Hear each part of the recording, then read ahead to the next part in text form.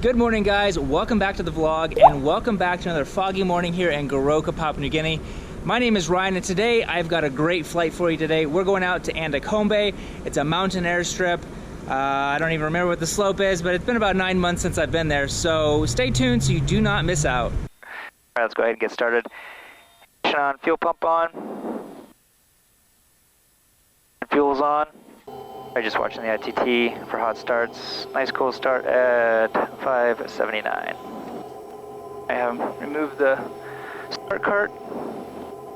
Check. Can you hear me? Yeah, I can hear you. Right, generator and alternator and aux bus on, and as he's walking away here in a second, we'll put the prop forward. Guys, this is Brent here. We're doing 2 crew. We normally don't do, but we're not getting a lot of flight time right now. So I'm flying out, he's flying back. That way we can both get some flight time. Takeoff checklist, checking all the fuses right now. Already checked my fuel caps, they are on. Hopefully don't have that was my toe. Fuel transfer. All systems and pause, train awareness is good. The radar in this plane, so let me go ahead and put it in standby. Just sets up the gimbals and the radar, so as we're going down bumpy runways, it doesn't mess up our radar. Flaps are set at 20 and indicated and verified. And you said you already have my numbers in. Rotate at 60 if we need to come back in. 71 and going out at 11,000. Hey, do we have 1, 2, 3, 4, 5, 6, 7? Goroka Tower, good morning, November Tango Zulu. Request taxi Andakombe 7 POB. November Tango Echo, Goroka Tower, good morning. Taxi for runway 17 left, enter back track and lineup. QNH 1021 and time check 04.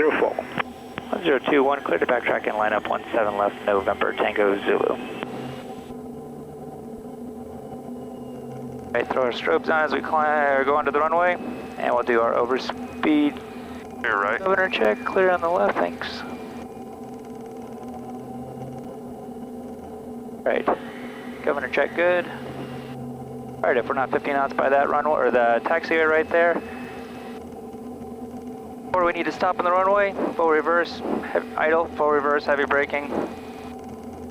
Flaps up, cut off, pull off, shut off if we're going off. After takeoff, pitch for 85, consider EPL, consider feather.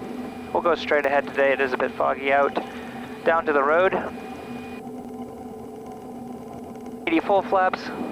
Their emergency button, call tower. Tell these guys to brace, crack our door close to the ground. What would you like me to do in the emergency, if there's an emergency? All radio calls. Great. And remind me of anything I've forgotten. Okay.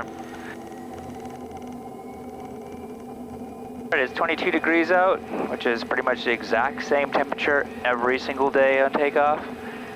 So our torque is going to be 1390 for 1440, just 50 foot-pound of torque underneath of what my desired. So as we start moving down the runway, our torque is going to increase, so I just set it for 50 below. Tower November Tango Zulu, ready for takeoff on lineup. November Tango Zulu, traffic for you is Mike Charlie Hotel, there's 8 inbound from Mosby, 18,000, estimating underload time 22. Goroka at 4117 left, make a left turn, clear for takeoff. Clear for takeoff, left turn, copy Mike Charlie Hotel, November Tango Zulu. Alright, ignition, condition, flaps 20, and fuel. And looks like our fuel actually didn't mess up too bad. Abort are done, ignition inlet lights are done, takeoff clearance, harnesses, high idle, and gov. 1390 for 1440, rotate 60.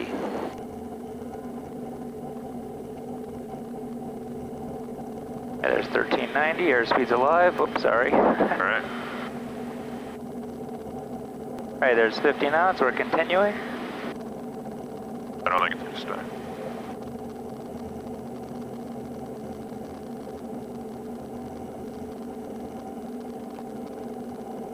I'm gonna go ahead and make my turn out now, just because stay VFR I'm gonna have to. Thought those are a little bit further out.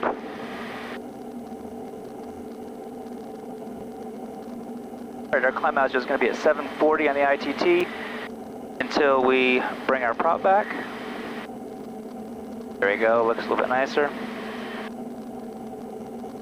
Go ahead and climb up at 73 knots, which is going to be our best angle of climb.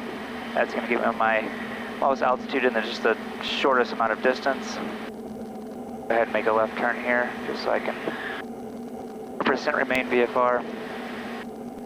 Is it looking right there? I can't see. Good. You can make a right turn. 45 degrees. Alrighty. Definitely get through there, and you'll outclimb it. Alright. These clouds are hanging on a little bit longer than I thought they would. It's already 9:10 almost. Right now that we're clear of clouds, just about over the nose. Once we get over 85 knots, we'll start reducing our flaps. Go our way through these clouds here. More clouds than I thought there was going to be, huh? Alright, there's over 85 knots. We'll start reducing our flaps. You want me to do your call? Yeah, why don't you do my call for me? That'd be nice. Over 90 knots, we'll reduce down to 0 degrees of flaps and then bring our prop back 2,000 RPM. And Tower November Tango Zulu, departure time 11, track 156, on climb 11,000 and estimate Andakombe 39er. November Tango Zulu, 11,000, contact Mosby on VHF 120.7 or HF 6622 at 15 miles. 207 or 6622 at 15, November Tango Zulu. I think we will try 9,000. Alright, I'll set your altimeter to 11. Okay, if we need to go up, we'll go up. I told him 11,000 just because that's what we'd filed, and I didn't know if you... No, that's great. Okay. We'll get up to 900,000 and then see.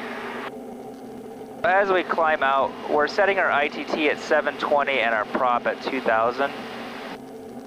So if you have your ITT set at 740 for takeoff, and you actually have it right at 740 and you bring your prop back here to the bottom of the end, or really close to the bottom of the end on most of these airplanes, it's going to bring your ITT really close to, if not perfectly, right on 720, and then you just make small adjustments after that. Alright, so in this video, we're going to go ahead and head out at 9,000 out to Andakombe, and the reason being is I want to be able to do some of these more interactive sim flights with you guys, because I know there's a lot of people that watch this that fly simulators at home on either X-Plane or the Microsoft Flight Sim, and I know X-Plane has a few of these locations that I go to. So anyways, I want to be able to do kind of interactive flights, so on this one we're going to just try to stay out at 9,000 feet all the way out there, and I'll show you a lower route that you can do. You could probably actually make it out there around probably 8,000, I think 400 at the lowest all the way out, but we'll stay at 9,000, and then yeah, we'll just wiggle around what clouds we need to.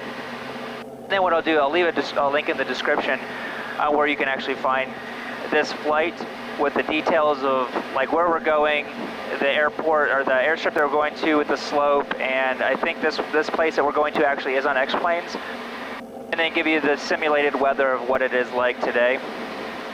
Now that we've got our speed back up to where we need to, it's usually anything over 130 knots indicated, we're going to go ahead and bring our our torque back to 1250 for our cruise torque. Then also take a little bit of that right rudder pressure out now that we're not in the climb. Moresby, 6622, November Tango Zulu. November Tango Zulu, go ahead. Oh. Good morning, November Tango Zulu is now 20 miles southeast Goroka, level 9,000, estimate Andakombe time 36. November Tango Zulu, copied, and traffic Mike Charlie Hotel, Dash A, departed mostly for Goroka. November Tango Zulu, disregard. No traffic reported. No traffic, November Tango Zulu. Yeah, there's actually a low route that you can take out of Goroka, get through this area right in here, about 20 miles kind of to the southeast of Goroka, and you could probably squeeze through that, I think around 6,400 to 700, 6,700, something like that is the absolute lowest you can squeeze through, and then basically just track down the valley all the way out to the Mariwaka Gap, which we're heading to today, and then you get through the Mariwaka Gap, I want to say at 8,200 at the absolute lowest. That's like maybe 100 feet above the trees, I think, something like that, which we don't really like to do. But usually in PNG, with the weather here is, usually like in the mornings there's fog kind of everywhere, which is like today it's just kind of broke into scattered clouds everywhere, maybe within 500 feet of the ground. And then as the day goes on, all the valleys start clearing up and then start building up on all the tops of the mountains. And usually, now we're in dry season, so what time do you think? Dry season, it seems to be going more closer to like 4 o'clock before it starts raining, where rainy season, it's more like 2:30 to 3-ish. Probably about right. Starts getting, usually by 3 for sure, but so the skies are usually a lot bluer and a lot nicer days for flying, but then usually the storms in the afternoon are quite a bit bigger and easier to go around, but they're just a lot stronger too. Alright, let me go ahead and bring up the iPad and show you guys where we're going and what we're doing. Alright, so we're going out to Andakombe today. Elevation is 3,500 feet. The runway we're going to land on is 07, and the length is 508 meters. The slope is 9.1, so just 9% slope to the 35 meters width. It is grass. I haven't been in there in probably 9 months, I'm thinking. The grass there, even when they don't cut it, it's just kind of a wispy, and it's usually really, really short with just a couple wispy pieces and stuff coming up. So anyways, it's going to be a left-hand pattern, and I'm not going to turn my final until the river. It will look, this place always looks, every single time I go in there, I'm always turning early. So I'm going to wait till the river to make my final turn, regardless of how it actually looks. So elevation is 3,500, turning final 4,000. Oh, so I wanted to mention, some of you guys have asked why we do things in metric system as well as just imperial as well. Some of the reasons why is because the Garmin only allows you to put your fuel calculations in pounds. Then everything else we use here is in kgs. So everything that they weigh up here, everything. So we do actually have an app on here that actually Brent has made for us, thankfully. And we just type in all the numbers and it converts everything so that it gives us the number that we need to put into the G1000, and it spits out our landing weights and stuff that we use to get our approach speeds and stuff. So anyways, that is why we do that. And then also we fly in feet, and that's because that's what the country uses, and we land in meters because that's what's on our charts. So that's pretty much why we do it the way we do it. If we could have it all in one specific standard system, then that would be fine, but we don't. Alright, Mariwaka gap is at 8,300. I think you can actually get through 8,200 if absolute critical. We're coming up on it. I'm going to go ahead and throw my pulse light on. And I'm going to go ahead and put my bypass in as well. We're below 140 knots just because we're coming closer to the ground within a few hundred feet. And in case there's any birds flying around, I don't really feel like sucking one up into my engine today. I'm probably around, what are we at, 15 miles out. I'm going to go ahead and start up my checklist, checking my brakes, my fuel. Our train awareness system, which is Betty, I just turned her off. Our VREF will get our landing weight. Come over to the aux page. We're at 6,500 pounds right now. And down on our chart down here at 6,500, we're actually going to be probably landing maybe 100 pounds less than that, so probably 6,400. Our landing speed is going to be 70 knots. So our approach speed is 70. We're going to put up our VREF at 70. VREF is done. Our lights and inlet, we'll put landing light on. Our inlet's already done. Our abort on this one, it said basically short final. We're going to make power up, 20 degrees flaps. It's for 73 knots, right hand turn out, reset our power at 740. I'm not going to turn final until 4,000 feet at the river, so we're going to go ahead and set up 4,500 on our altitude. That's 1,000 feet above. Back here to the big page, it's going to show us my blue arc.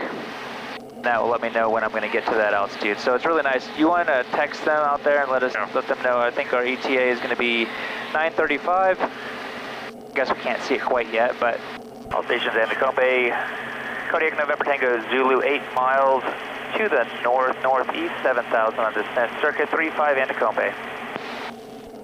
In this valley alone, I think there's 7 different airstrips. There's one right out in front of us. There's another one, Boikoa, up there, and has a waterfall coming out right at the end. It's awesome. That one's pretty steep, I think 13% slope. Another one we're going around here to the corner, Andakombe, which we are, and I think about 1, 2, 3, 4 runways behind me as well, so it's packed full out here. So when we get there, we're just going to go ahead and fly overhead, and that will just kind of alert everybody though that we're there, and make sure that all their animals are off the runway, any kids or people walking across it. Let them know that we're here, and that way we can also just check the condition of the airstrip. You can tell sometimes how wet it might be, or an indication that it might be slippery, how long the grass is, or what the winds are. So those are a few things that we are going to check. A lot of times the wind on the ground here is completely different than what we're actually getting on our approach, but all right, 5 miles out, we're going to put our prop forward. Up in harness. I'm going to get your harness, and I might as well just get mine as well. I typically cancel my SAR once I'm within 4 miles. Do you want to cancel on the ground or in the air? It's up to you. Doesn't matter to me. I'll cancel in the air because they're coming behind us. Yeah. I've just been frustrated one too many times on the ground and learned my lesson. Just when I'm here and I know I'm for sure going to land or it's beautiful out, then I'm just like, all right, forget it. All right, we'll do flaps to go. So our approach speed is 70, our base is going to be 80 knots, and our downwind is going to be 90 knots. Moresby, 6622, November Tango, Zulu, circuit Andakombe, cancel SAR. November Tango, Zulu, Andakombe, SAR watch terminated. Thank you. All stations Andakombe, 1207, Kodiak November Tango, Zulu, 2 miles to the north, 5,000, planning on overflying the field, joining left downwind. All stations Andakombe. I'm going to bring my torque back to around 400 foot-pound of torque. That's going to slow us down to closer to 100 knots. We're below 138 knots. I'm going to go ahead and do first notch of flaps in degrees. And I want around 90 knots at the end of the runway. Or downwind. I'll beam the numbers, basically. That'd be better. Alright, looks... I don't see anybody out there. I do not see a windsock anywhere. Oh, you can look at the smoke up on the hill, and that's another indication we can use for wind. And it looks like it's just going straight up.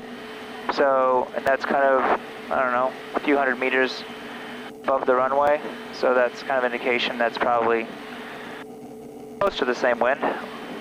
We have 5 knots from the left as well, which is indicating what that is once it gets up a little bit higher. Yep. Alright, there's our 90 knots. We're looking for 4,500. Doesn't look like anybody's out there today. Alright, set up my OBS at 07. Turning final 4,000, 70 knots at the river. Went up on a mile out. I'll turn my downwind. Much at the end of the runway now. 20 degrees flaps.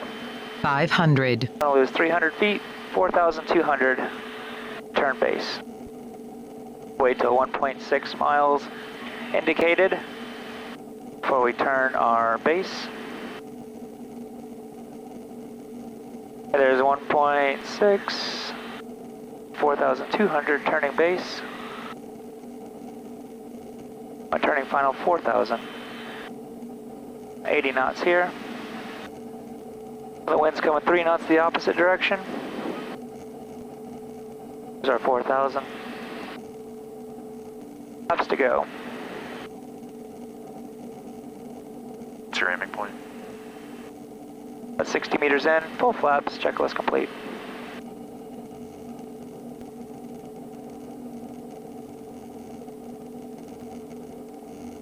How many knots? It's a dark patch of grass, about 60 meters in. knots on the nose. Left to center line. Correcting. Go fast. Now 4 knots on the side.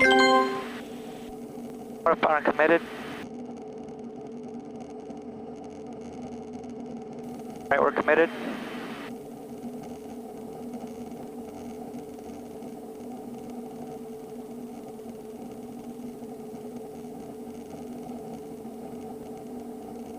Pitch the slope first.